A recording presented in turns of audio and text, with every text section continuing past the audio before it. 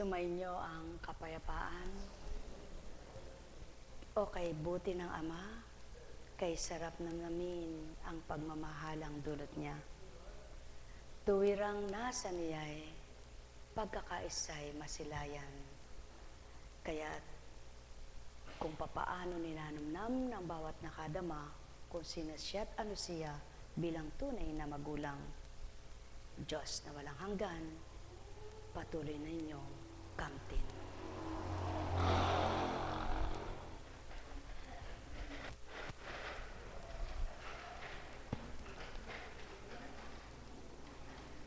Ang daming biyaya ng tao. Mula pa sa pananaw, sa pandinig, sa tinig, sa panlasa, sa paggalaw. Ano pa ba ang binigay ng Ama? Biyayang pang-material, biyayang pang-espiritual, biyayang katauhan, biyayang pangkaligtasan. Ano nga ba ang kulang? Mayroon ba? Wala. Kung tuwirang siya'y kinikilala, lahat na yao'y masusumpungan niyong suriin, mapagnanaisin niyong pagnilayan.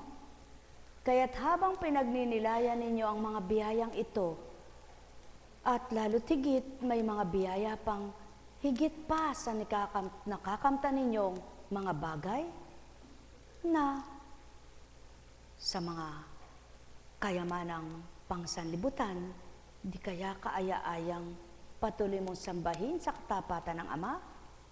O mga minamahal, paano nga kaya magiging lubos at ganap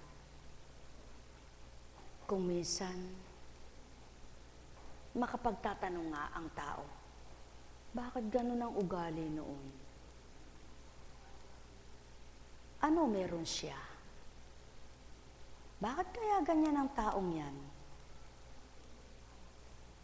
Ano ang nasa katotohanan niya? Di bagat gayon ang tanong?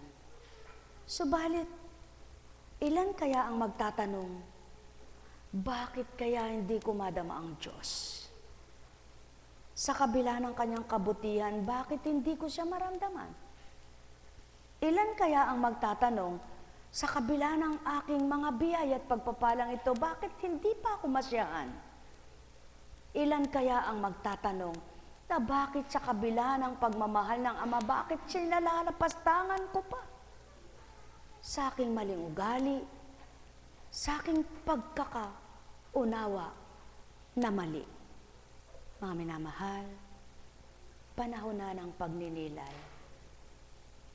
Takda na ng pakikipagtotohanan. Pabilis ng pabilis ang panahon, paiksi naman ang paiksi ang buhay. Hindi baga kayo nagninilay? Masarap mangarap, oo. Subalit sa pangarap ay paglilimutin ang magbibigay ng pangarap. At sa pagpapangarap mong ginagawa sa iyong mga minamahal sa buhay, isabay na yung salitang, wag lang sa pangarap anak, doon ka maging matibay at magsumakit na ito'y kamtan, kundi pagsumikapan mong maging kalugod-lugod ka sa pananaw ng Ama. Marami na ang nakalasap ng iba't ibang lasa ng pagkain, iba't ibang lasa ng buhay, iba't ibang tinatamasa ng pagsubok sa buhay. Subalit ilan kaya ang nalasap ng ganap ang paghahari ng Ama at pagkatapos ay sinabing, ayaw ko nang mawalay pa. Mga mahal, kay buti ng Ama. Sa tuwin ay tantuin niyo ang kanyang kabutihan at patuloy niyang pakikita sa inyo, siya'y buhay at di patay. Siya ang Diyos na walang hanggan. Siya ang Diyos ng katotohanan at Diyos na nagbibigay buhay. Ang may pandinig ay nakarinig. Sumainyong kapayapaan, pagharian, kayong lubos. Nekkaramaniyahanam, nekkaramaniyahanam, nekkaramaniyahanam.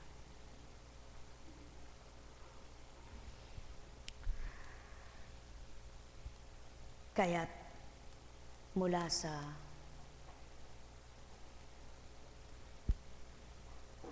pagpapahayag ni Propeta Isaias, pinuspos ako ni Yahweh ng kanyang espiritu.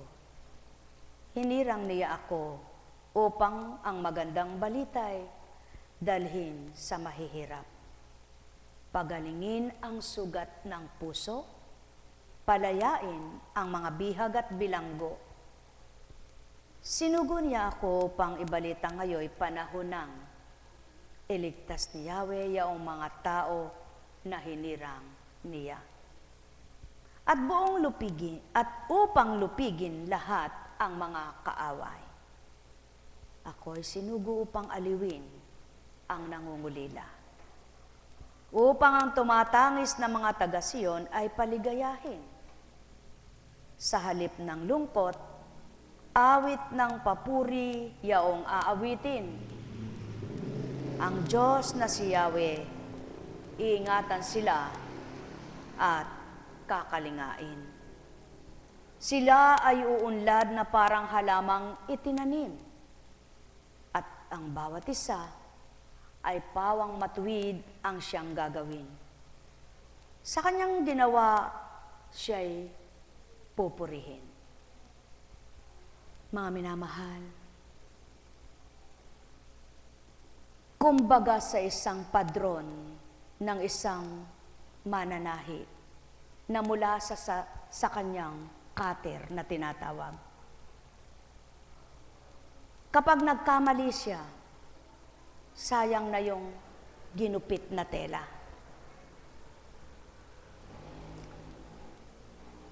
Hindi na maaring ibahin pa kung kulang na ang sukat niya.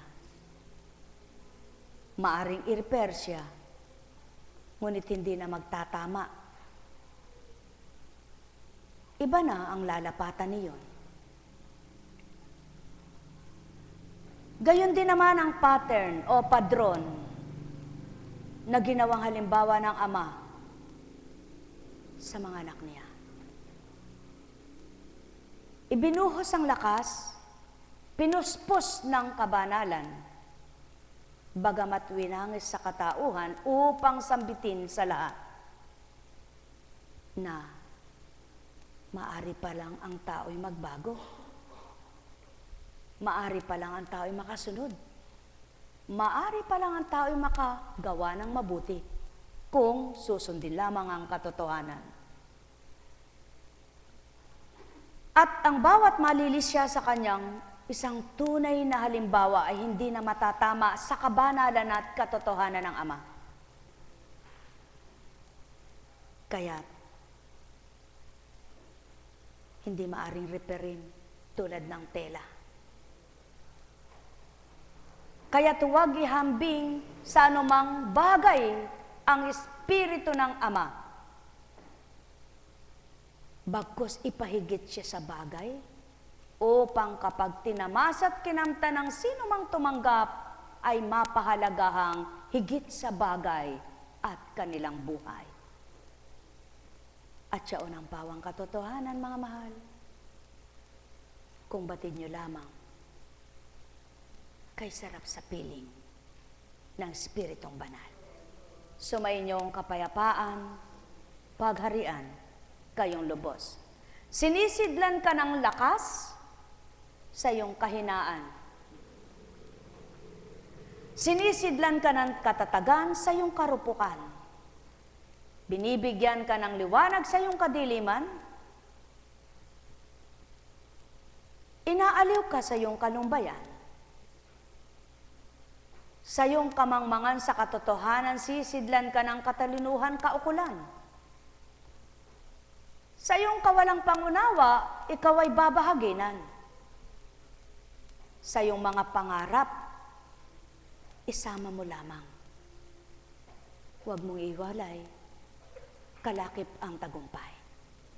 Sumainyong kapayapaan, pagharian kayo, mga minamahal ko. Alalaong baga, ang amay di man nasisilayan, subalit patuloy na gumaganap. Tumutupad, naghahanap, at nagmamahal. Nawa, masumpungan niyo lahat ang tunay at dapat, ang marapat at karapat dapat, na kung sinong magbibigay katuparan sa inyong mabuting adhikain sa buhay. Mahal na mahal ko kayo, tuwiran kong tinuturan, mahal na mahal ko kayo. Sumainyong kapayapaan, pagharian, kayong lubos. Nekkaramaniyahanam, nekkaramaniyahanam, nekkaramaniyahanam. Buhay ba ang Ama? Subukan ninyo, mga minamahal ko, anuman ang inyong ginagawa, huwag niyong sasamahan ng init ng ulo, matatapos kayong masaya. Subalit, kahit napakagaan, napakakaunti ng ginagawa nyo, at ang isip ninyo ay wala doon sa ginagawa nyo, kundi nag-aalab sa init ng ulo kayo, parang ang hirap-hirap ng ginagawa nyo. At parang kay tagal-tagal, hindi na natapos-tapos, mali ng mali. Ganyan din sa pananampalataya.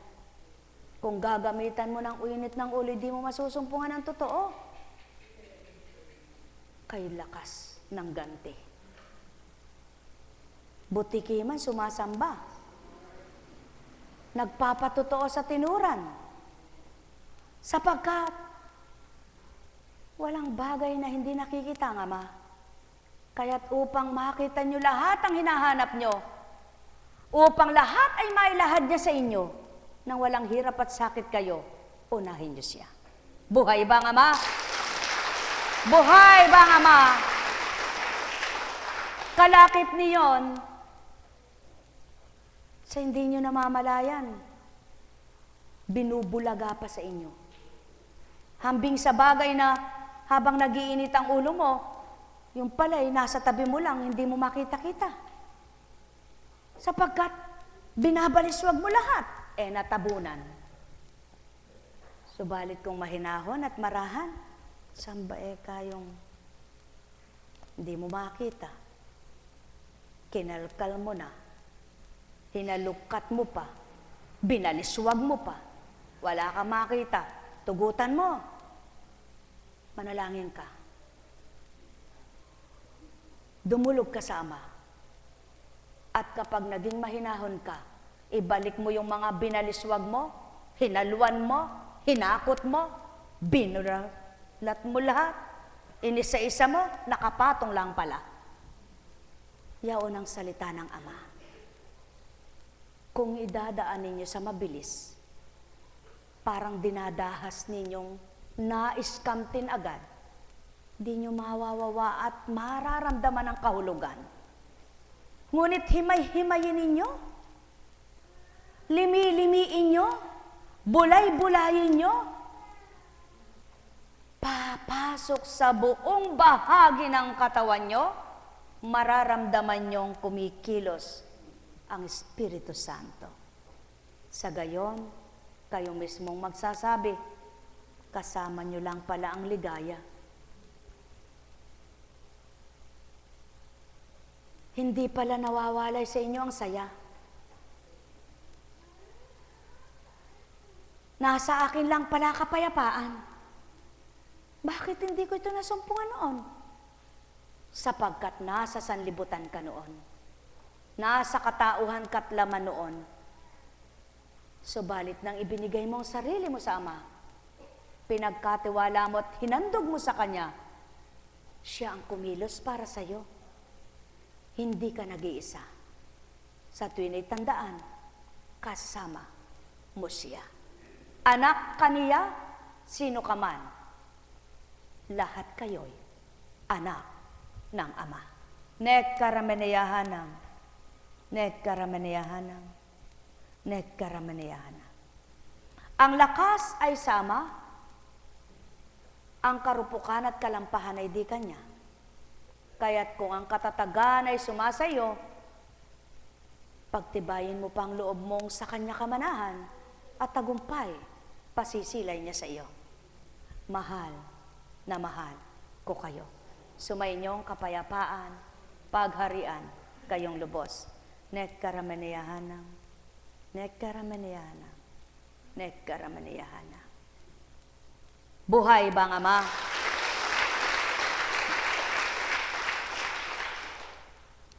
Habang naroroon ako sa isang may kaarawan na ang daming anak at nagkakatipon yung mga anak manugang at isa-isang nagsasalita, nangungusap ang Espiritu. Anak, bakit sila naisadyad? Bakit sila'y nakapag-aral? May determinasyon ng magulang. Masipag, may pagbabata, may pagtitis. Noong unang panahon, walang kontrol ang tao. Kung ilan ang maging anak, sulong lang sila. Subalit, ang mga tao ngayon, mga anak nila noon, bakit buhay pa rin naman at maraming nabubuhay ng maganda ang buhay?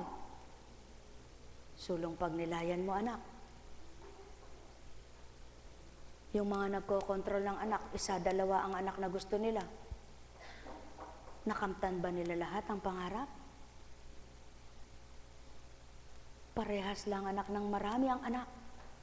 Sapagkat hindi sa kanilang kapalaran nilang nagtuudyok at nagtatakda sa akin. Kaya lang, katwiran ng tao'y katwiran niya. Sapagkat sasabihin, mahirap ang buhay, kailangan dalawa lamang. Ang tanong, yung dalawa ba ang anak? Gumanda ang buhay? Ang kakainin ng 10 at kakainin ng 3 anak, kapag ako ang kasama nila, parehas lang. Ngunit kahit na kakaunti sila at ang kasama ng 10 ay ako, masigit na mabubusog ang 10 kaysa sa 2. Ngayon, kaya lamang hindi nila madamayan kung mayroon sila. Mayaman sila. Sagana sila. Kaya din nila mararamdaman. Ngunit, kung mahirap silang tulad nitong 10, hindi pa rin sila magiging masaya. O sulong anak, sanang ligaya. Sa bagay ba o sa akin? Sa inyo po. Kung magkagayon anak, bakit di ako mahanap ng iba? Bakit di nila ako kilalanin? Bakit nila ako hindi panahanin?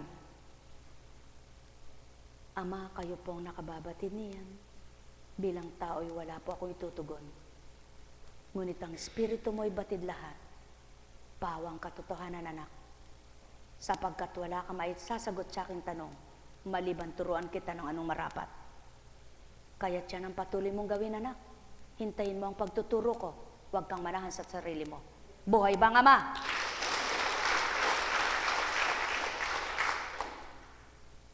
Tandaan mo, anak. Pagsumikapan man ang pagsumikapan, kundi guhit ng palad, hindi mahahawakan. Subalit, lisyaan man ang lisyaan ng kapwa, at tanggihan man ang tanggihan ng kapwa, kung kaukulan ako magbibigay. Di sana, hindi ko na pinatalayang banal na salita na yan. ng walang pagbasihan. Subalit nang dahil gusto ko'y maging padron ninyo ang katotohanan ko mula sa simula, dapat niyong pagnilayan.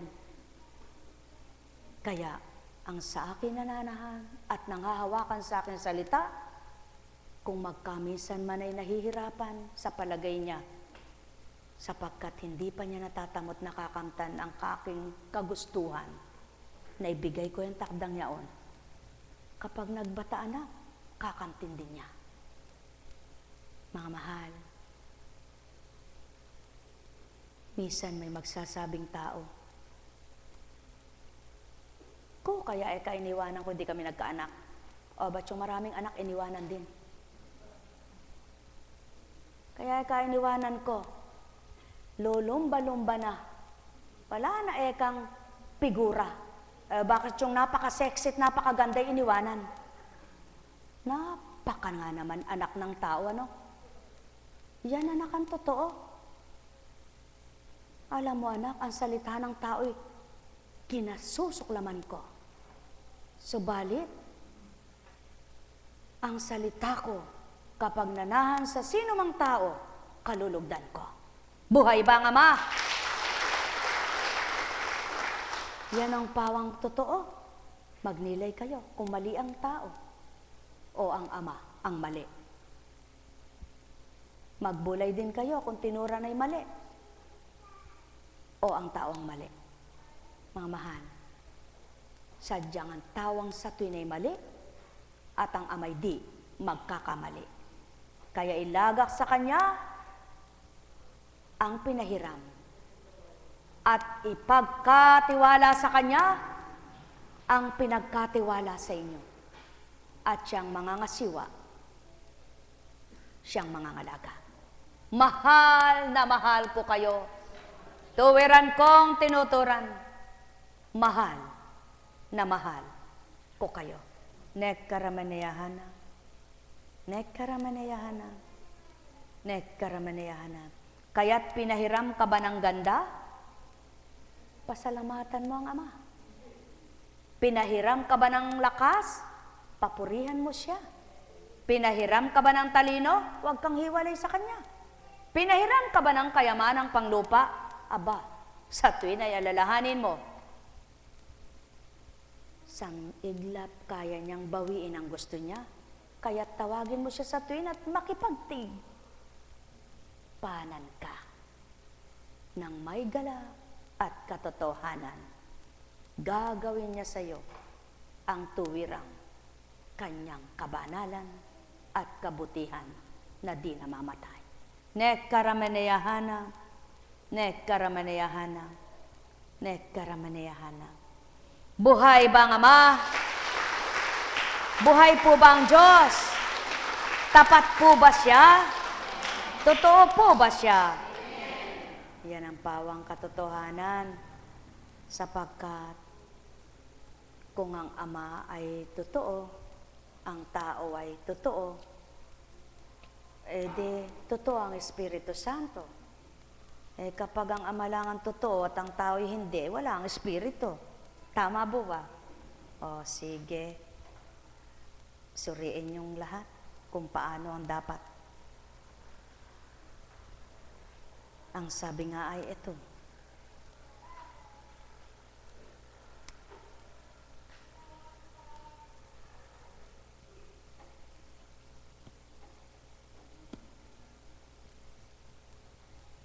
bakit bababasahin mo yan? Di bagat ang salita'y ako yan. At ang salita ko'y nabubuhay dahil sa taong tumatanggap at nakikipagtotoo. Kaya't baybayin mo man anak, iulat mo man sa kanilang lahat. Kung di nila tatanggapin, walang magaganap na mainam. Kaya't ang marapat sa kanila'y may lahad sa isip, tanggapin at isabuhay. Yaw ng patuto anak, kakamti nila ang marapat na mula sa akin. Ganap na ganap. Buhay ba ang Ama? Buhay po ba ang Diyos? Totoo po ba ang Diyos? Yan. Gusto niyo po bang mga tuto lahat? Pag-ukulan niyo po ng pansin. Huwag naman yung masyado kayong maghapon Pag naglaba hanggat hindi tapos. Pag namalansya hanggat hindi tapos. Sabi ng Kapampangan, sib-sib na nga na kapatutok nang.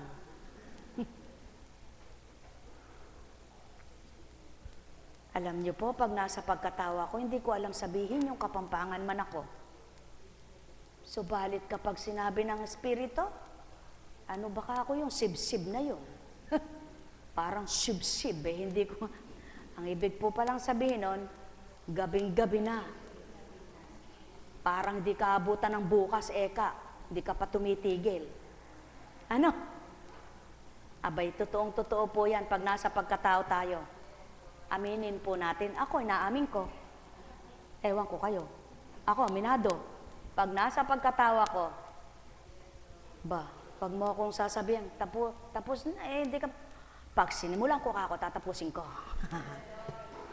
Ganon ang katwiran, di bahala ka, Eka. Bahala nga ako. Paiwanan ka, Eka, hindi mag-isa ka, tinaantok na ako, Eka. Sino kawawa? Dinignan mo, di gulo na yon. Ba't nga naman pati yung gusto nang matulog ay pipigilin mo, ikaw na lang. Yan ang buhay ng tao sa mundong ito. Gusto niya, kapag habang gumagawa siya, pati yung ayaw na isigi pa. Abay, hindi mo naman kasing katawan yun. At hindi mo naman kasing lakas yun. Gusto mo'y mapare sa iyo. Yan ang away sa mundo. Ang gusto ng tao kung ano ginagawa niya, tularan nung gumagawa na yun. Abay, hindi. Susuriin mo yung kakayahan nang ginagawan mo ng tularan ka, Eka. Kaya naman bilang Apo Kunching, hindi ko sinasabing tularan niyo ako. Sapagkat walang makatutulad kung hindi niyo gugustuhin. Ngunit kung gugustuhin niyo, kaya niyo rin. Ang alin na Apo Kunching? Yung magtibay. Hindi ko lang mapapangako yung pangangaral kung kaya niyo rin. Subalit, kapag ginusto ng amay, kaya niyo rin. Kaya walang hindi kakayanin ang sinuman. Tama po ba? Eto po ang usapan.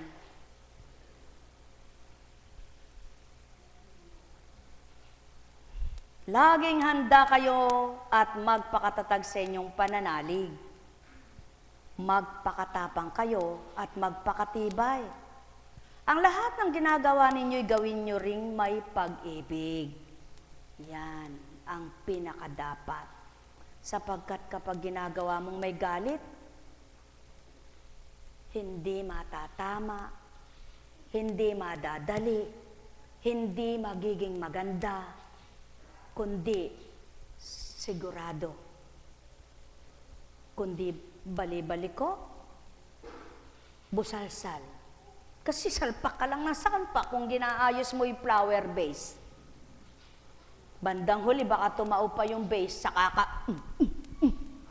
Pero kahit hindi ka marunong, pinagsusumikapan mo, hawak mo yung bulaklak, tinitingnan mo't mataman mo, paano ko ba iaayos ito? May sentido común ka, may mata ka, gamitin mo, ilakip mo yung pagmamahal. Nang matapos kay ganda. Sapagkat, maging ang pagkain kapag niluluto mo'y mapaitang yung isip, mapaitang yung kalooban, nang lasapin ng kumakain, ano ba ekang lasa niyan? Para ekang kay pait. Paano mapait ang dibdib nung kumakain at saka nung nagluluto? Mga minamahal, kaya't ang salitang banal ay nilakipan ng pagmamahal. Ang nangusap, ang nangaral ay may pagmamahal. Kaya't ang mga nangungusap na may pagmamahal, ninanamnam nilang mainam. Buhay bang Ama? Kaya, naunawaan. Subalit, subukan mong makinig ng salitang banal at ang isip mo'y wala roon sa pinakikinggan mo. Ang puso mo'y nangingit-ngit, tingnan mo kung may matanggap ka. Narinig ng tenga mo, lumabas sa kaliwa. Narinig ng kaliwa, lumabas sa kanan. Kaya't walang natipon. Ni isang salita, walang natira. Tumapon lahat. Ang nais ng Ama, para kayong nag-iimpok ng kayamanan ninyo. Gusto nyo'y miya't miya'y makapag-deposito sa bangko?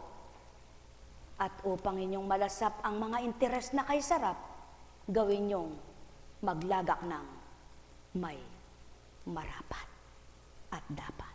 Mga mahal, sumainyo ang kapayapaan. Ito ang huli sa katawa-tawa sa tao, ngunit sa amay kalugod-lugod, sa bukal na kalooban yung tinutupad. Kaya nawa, bukal sa kalooban ninyong namnamin ang mga aral niya at mataimtim ninyong gawing marapat ang panalangin at inyong panaligan at angkinin na may magaganap na mainam. Tayo na po, mga mahal. Dito pa muna. Parte-parte, aba, malinamnam, ending ng ikasyam natin, malinamnam ang alay. At 5, sinadya ba ito ng tao? Hindi ito sinadya ng tao, sinadya ng Ama upang masambit sa inyo ang mensahe niyan.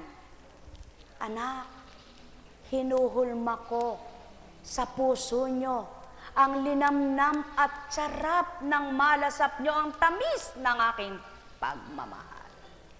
At kapag di kayo nag-alinlangan, lalasapin nyo ang sarap kung paano ako maglikom sa inyo ng kagalakan. Upang ang inyong linamnam na nalasap maging linamnam ng inyong buhay. Parte-parte. Alam kong may magagawa ang Ama. Alam kong may magagawa ang Ama. Pagkat winika niya, parte-parte, manalig ka na. Bawat araw, ako sa inyo naghihintay.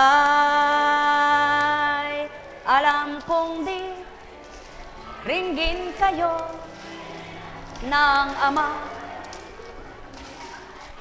Alam kong di ringgin kayo ng Ama.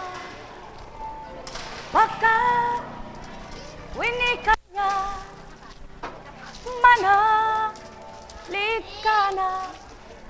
Bawat araw, ako sa inyo'y may nakalaan. Mayroong magandang mangyayari sa inyo. Aking mga minamahal, mayroong magandang mangyayari sa inyo. Manalig, umangkin at tanggapin.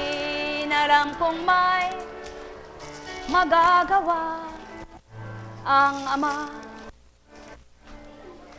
Alam kong may magagawa ang Ama. Pagkat winika niya, manalig ka na. Bawat araw, ako sa inyo may nakalaan. Mayroong magandang mangyayari sa inyo. Aking mga minamahal, mayroong magandang mangyayari sa inyo. Manalig, umangkin at tanggapin. Pagarian ka, anak. Kamtin mo ang tagumpay ng iyong buhay. Tayo na po.